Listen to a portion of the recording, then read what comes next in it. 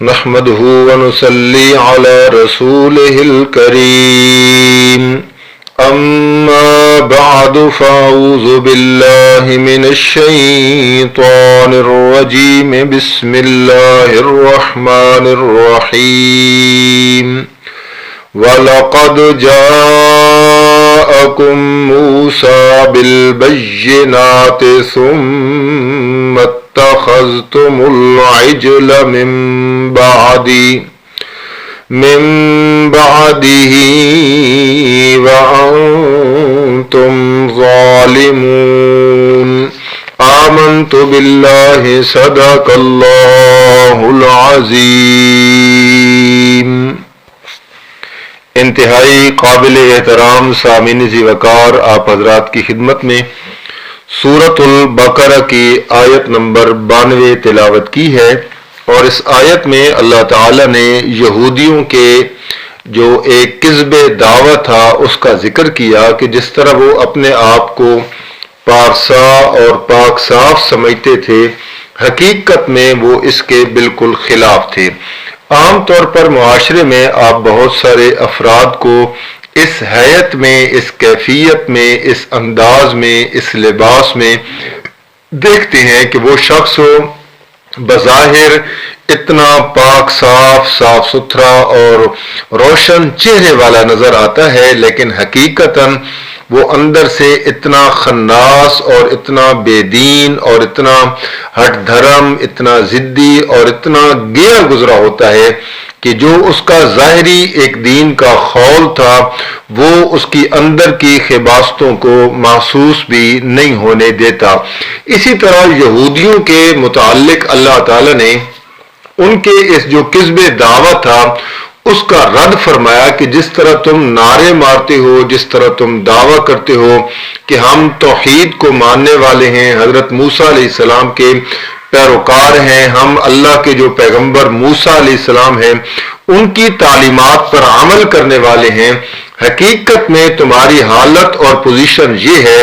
کہ جب وہ گوسالہ بچڑا تمہارے سامنے لایا گیا کہ اس کو معبود بنایا جائے، جب سامری نے کہا تو تم نے بغیر سوچے سمجھے اس کو معبود بنا لیا، اور موسیٰ علیہ السلام کی تعلیمات تم بھول گئے، تورات تم بھول گئے، اور موسیٰ علیہ السلام جو تمہیں سمجھاتے تھے اور اللہ تعالیٰ نے جو تمہارے اوپر انعامات کیے تھے ان تمام کو تم نے بھلا دیا، اور بچڑے کی عبادت میں، پوجا پاٹ میں تم لگ گئے۔ وَأَنْتُمْ ظَالِمُونَ، اور تم تھے ظالم، یعنی شرک کرنے والے تھے۔ چنانچہ اس آیت میں اللہ تعالی نے ان کے اس کذب دعویٰ کا ذکر کیا ہے۔ سب سے پہلے ہم آیت کا ترجمہ کریں گے اور اس کے بعد اس آیت پر مزید گفتگو کرتے ہیں۔ وَلَقَدْ جَاءَكُمْ مُوسَى بِالْبَيِّنَاتِ، اور البتہ آئے تمہارے پاس موسیٰ علیہ السلام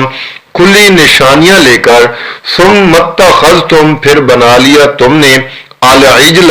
بچڑے کو معبود بنا لیا، من بعدہ، اس کے بعد، وانتم ظالمون، اور تھے تم ظالم یعنی مشرک۔ یہ آیت کا میں نے ترجمہ آپ کے سامنے کیا ہے،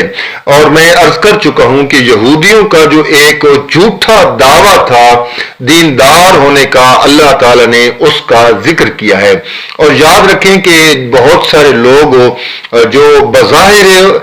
بڑے دیندار نظر آتے ہیں لیکن حقیقت میں جب ان کے عقائد کو چیک کیا جائے، عقائد کو معلوم کیا جائے، یا معاشرے میں کوئی اس قسم کی سچویشن اور پوزیشن بن جائے، مرحلہ بن جائے کہ ایک طرف دین ہو، ایک طرف ہو ان کی جھوٹی عزت ہو، تو وہ جھوٹی عزت کو بچانے کے لیے دین کو قربان کر دیتی ہیں اور وہ دین کو بھلا دیتے ہیں، انہیں سمجھ نہیں لگتی اس طریقے سے ہم کیا کر رہے ہیں۔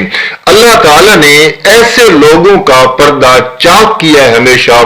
دنیا میں ہی، اور اگر دنیا میں بالفرض والمحال نہ بھی ہو سکے تو میدان معاشر میں اللہ تعالیٰ ایسے لوگوں کا پردہ ضرور چاک کرتے ہیں جو یہاں پر 2 نمبری سے، چرب زبانی سے، اپنی تیز ترازی سے لوگوں کو ورغلا لیتے ہیں، ہواؤں کا رخ اپنی طرف موڑ لیتے ہیں، معصوم چہرہ بنا کے، اپنی خاص حالت شکل بنا کے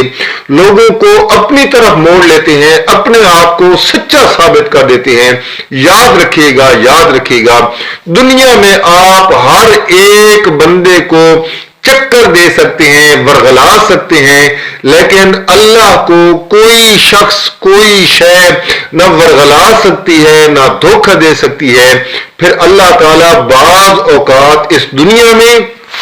اس بندے کو پکڑ لیتے ہیں، اور دنیا میں اگر پکڑ نہ بھی ہو تو آخرت میں ضرور اس بندے کی پکڑ ہوتی ہے۔ جس طرح میرے مرشد نبی کریم صلی اللہ علیہ وآلہ وسلم حوض کوثر پر تشریف فرما ہیں، اللہ کے فرشتے لوگوں کو پکڑ کے لے کے جا رہے ہوں گے۔ لوگوں کی حالت جو نبی پاک نے بیان فرمائی ہے، فرمایا ان کے چہرے بڑے خوبصورت ہوں گے، بڑے قد کاٹ ہوں گے اور بڑے نورانی چہرے ہوں گے، فرشتے ان کو زنجیر پہنا کر لے کر جا رہے ہوں گے جہنم کی طرف۔ تو اللہ کے نبی فرمائیں گے کہ اسیحابی اسیحابی، یہ میرے دوست ہیں، میرے ساتھی ہیں، ان کو میری طرف لے آؤ، ان کو میری طرف لے آؤ، تاکہ میں ان کو حوض کوثر سے جام پلاؤں، تاکہ ان کو کبھی پھر پیاس نہ لگے۔ تو فرشتے آگے سے جواب دیں گے، یا رسول اللہ انکا لا تدری ما احدث بعدک، اللہ کے نبی آپ نہیں جانتے ہیں کہ انہوں نے آپ کے بعد آپ کے دین میں کیا کیا بدعات گھڑی ہیں، کیا کیا ایک نئی دین کے مقابل ایک روشنی لے کر آئے تھے جس کو یہ روشنی سمجھتے تھے، آپ نہیں جانتے ہیں۔ نبی علیہ السلام پر وہ بات واضح کی گئی تو آپ فرماتے ہیں کہ فسوقن فسوقن لمن غیر بعدی، اس بندے کو میری نظروں سے دور لے جاؤ جس بندے نے میرے دین کو تبدیل کر دیا ہے۔ دیکھیں، ہم ایک دعویٰ کرتے ہیں، دعوے پر دلیل ہوتی ہے۔ دلیل کیا ہوتی ہے؟ میرا اور آپ کا عمل ہونا چاہیے۔ اگر جو دعویٰ میں کر رہا ہوں دینداری کا، اس کے مطابق اگر میرا عمل نہیں ہے، میں اس کے مطابق نہیں چل رہا ہوں بلکہ خواہشات کے پیچھے لگا ہوں، رسموں کے پیچھے لگا ہوں، شخصیات کو حد سے بڑھا کر پیش کر رہا ہوں، تو میں عملی طور پر اپنے اس دعوے کا انکار کر رہا ہوں کہ جو میں زبان سے کہتا ہوں وہ در حقیقت جھوٹ ہے، اور جو میں عمل کر رہا ہوں یہ عمل میرا سچا ہے۔ تو ایسا جو دعویٰ ہے محض توحید کا، محض دین کا، وہ کبھی سچ ثابت نہیں ہو سکتا جب تک انسان کا اس کے مطابق عمل ہی نہ آ جائے۔ اس لیے ضروری ہے کہ انسان کا جو دین ہے، انسان کا جو اصل میں انسان کی جو کامیابی ہے، ایمان کے ساتھ اس کا جو عمل ہے وہ بھی برابر ہونا چاہیے۔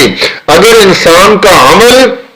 اس کے برابر نہیں ہے بلکہ ظاہری طور پر اس کے دین کا ایک نعرہ ہے، تو معذرت کے ساتھ یہ بندہ پھر کبھی کامیاب نہیں ہو سکتا ہے۔ مثلا ہم نماز میں ایاک نعبد و ایاک نستعین کے نعرے لگاتے ہیں اور اقرار کرتے ہیں کہ اللہ میں تیری ہی عبادت کرتا ہوں، تجھ ہی سے میں مدد مانگتا ہوں، لیکن اس بندے کے عمل میں، اس بندے کی جو روزمرہ زندگی ہے اس میں اگر یہ چل رہا ہے، یا رسول اللہ مدد بھی نعرہ ہے،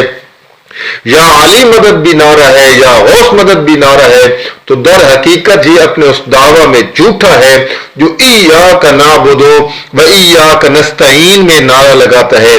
ایاک نعبد میں نعرہ لگاتا ہے میں تیری ہی عبادت کروں گا اور تجھ ہی سے مدد مانگوں گا، لیکن یا علی مدد، یا رسول اللہ مدد، یا غوث مدد، یا قطب مدد، یا ابدال مدد، یہ پیروں فقیروں نبیوں ولیوں کو مدد میں پکارتا ہے، تو اس بندے نے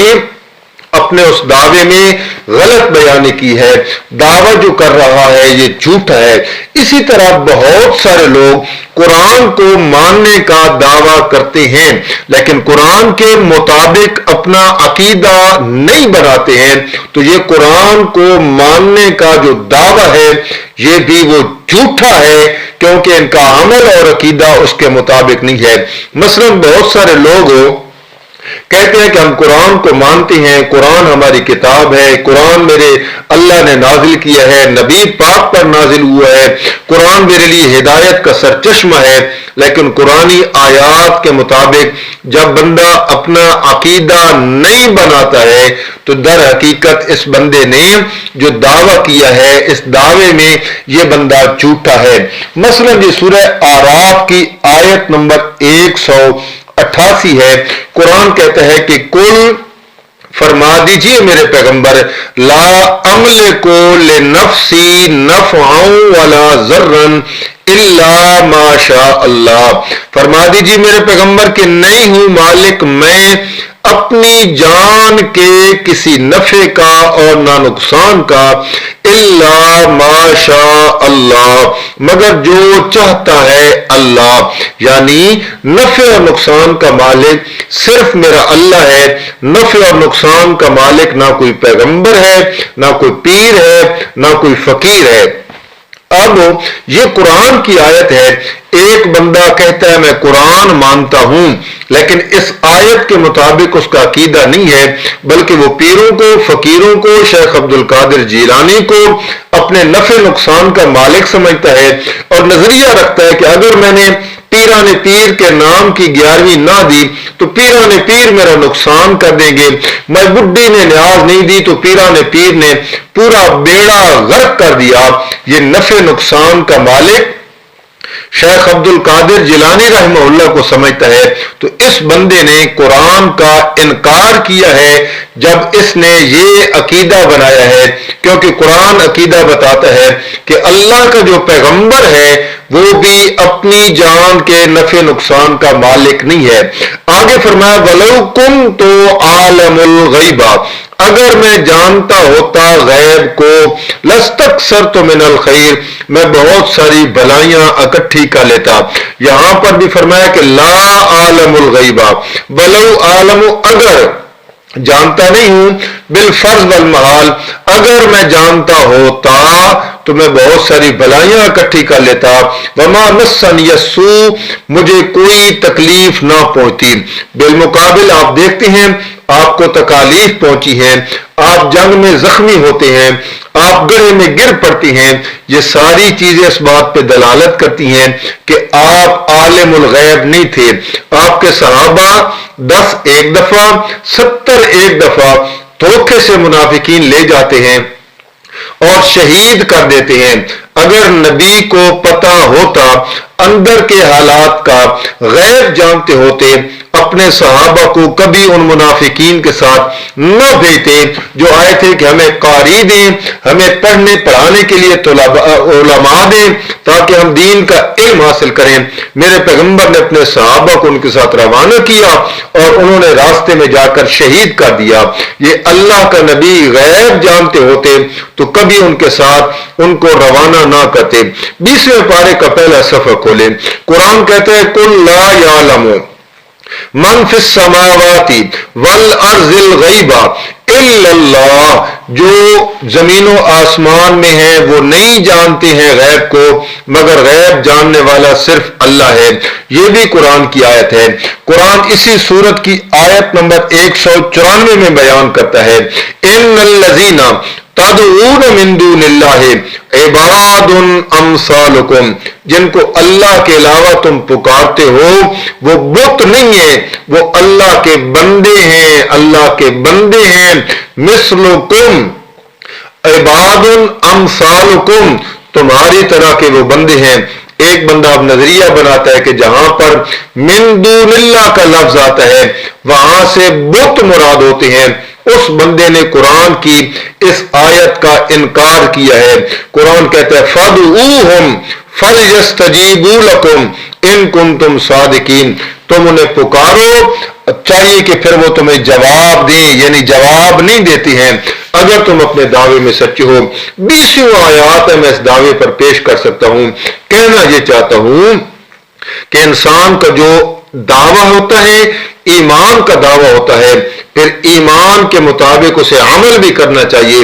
تب وہ اپنے دعوے میں ثابت ہوتا ہے۔ عمل اس کا خواہشات کے مطابق ہے اور وہ بھول جاتا ہے کہ قرآن و حدیث کیا کہتا ہے، تو یہ اپنے دعوے میں جھوٹا ہے۔ اللہ سے دعا ہے اللہ عمل کی توفیق عطا فرمائے۔ وما علینا الا البلاغ۔